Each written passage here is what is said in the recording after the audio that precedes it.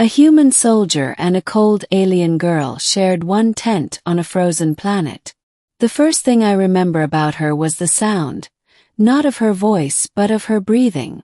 It was shallow, sharp, and carried that strange metallic rasp that only non-human lungs make. When I first saw her, she was collapsed in the snow, skin pale as moonlight, frost creeping up her fingers like white veins. I didn't know who she was, or what species she belonged to. I only knew one thing. If I left her there, she'd die before dawn. Beginning, the storm on Varela 9. The planet Varela 9 was a wasteland of ice and storms, one of the many frozen worlds colonized for its rich deposits of Zephyron, the mineral that powered both human starships and alien dreadnoughts. For months, we'd been fighting the Coran Alliance, an alien race whose technology outmatched ours but whose resources were dwindling. The war had no heroes, no villains. Only survivors. I was one of them. Corporal Mason Hale, Earth Expeditionary Force, Recon Unit 32. Alone, stranded, and running low on everything that mattered. Food, warmth, and hope. My dropship had gone down 2 days earlier during a whiteout. The blizzard swallowed the wreckage whole. I'd been hiking ever since, searching for a signal, a shelter, anything. That's when I saw her. First I thought it was debris. A dark silhouette against the snowdrifts. But as I approached, I realized it was a body. Slender, feminine, wearing a silver suit with markings that shimmered faintly even under the dim starlight. I knelt beside her and brushed the frost from her face. Not human. Her skin had a faint luminescent glow, and her eyes, half open, were a deep violet, glowing faintly even in the cold. She was Corin, my enemy. I should have walked away. Command orders were clear. Avoid contact, terminate if necessary. But something in me rebelled. She looked fragile. Too fragile to be a soldier. Her lips trembled as she whispered something, a sound so soft it was almost a hum. Then she went still. I made a decision that would change everything. I picked her up and carried her back to my survival tent.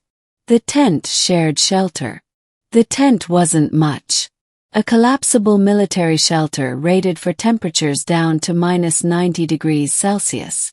Inside, the heat unit flickered weakly, powered by the last of my plasma cells. I laid her on the insulated mat, removed her outer armor, and checked for wounds. There were none, but her temperature was dangerously low. Her body was shutting down.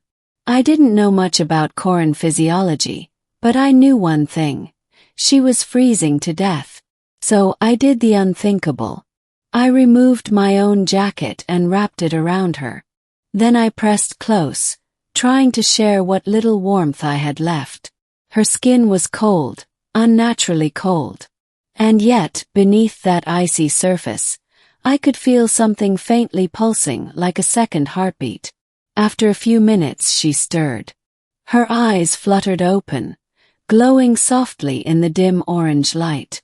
For a long moment she just stared at me. No words, no movement. Just confusion. Then, in a whisper that trembled with exhaustion, she spoke. "Why help me?" Her voice was melodic, each word drawn out with a strange, lilting tone. "Because you're dying," I said simply. "And I'm not in the mood to watch someone freeze to death, alien or not." She blinked, as if the concept of mercy was foreign to her. "You are human," she said quietly. "Your kind kills mine." "Usually, yeah," I admitted. "But not tonight." She stared for a moment longer, then closed her eyes again, curling into the jacket. I thought she'd fallen asleep, until she whispered one more word. "Thank you." Middle, the night that never ended. The blizzard raged outside for hours. Maybe days. On Varela 9 time blurred.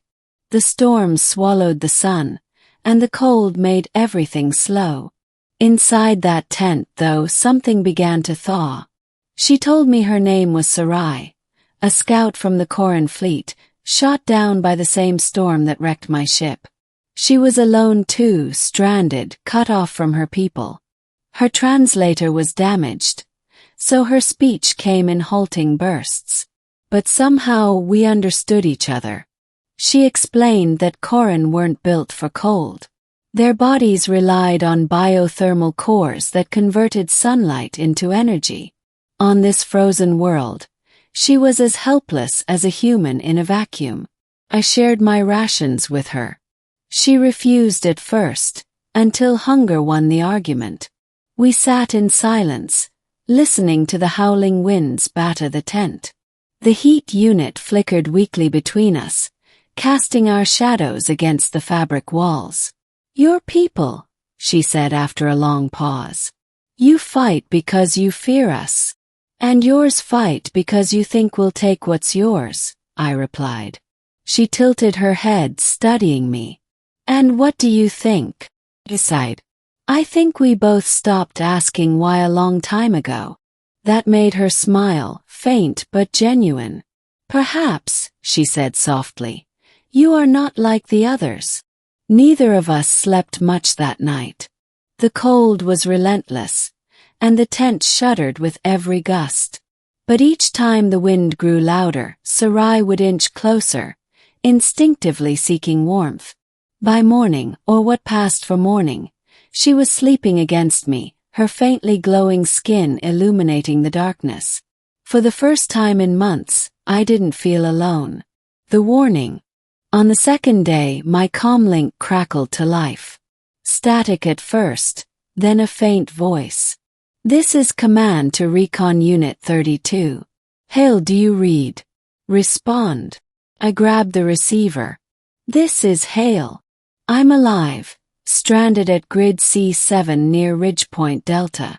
Need extraction. Static. Acknowledged. We have a beacon on your signal. It is 6 hours. Stay put." 6 hours. After weeks of silence, rescue was coming.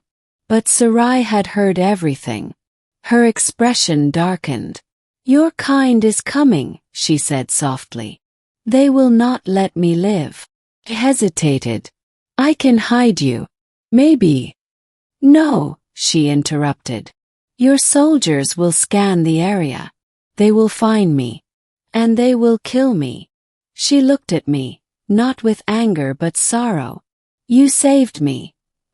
Only for me to die by your people's hands." My stomach twisted.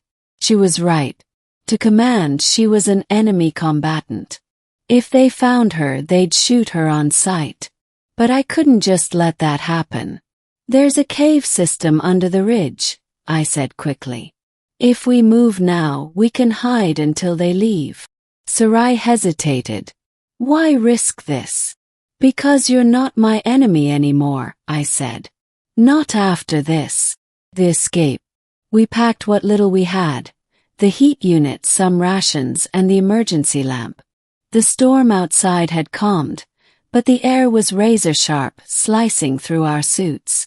As we climbed toward the ridge, Sarai stumbled, still weak.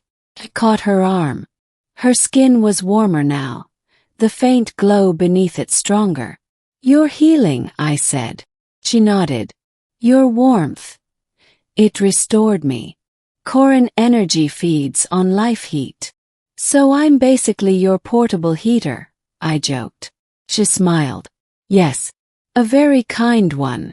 We reached the cave just as the engines of a human dropship echoed overhead. The sound of salvation and danger.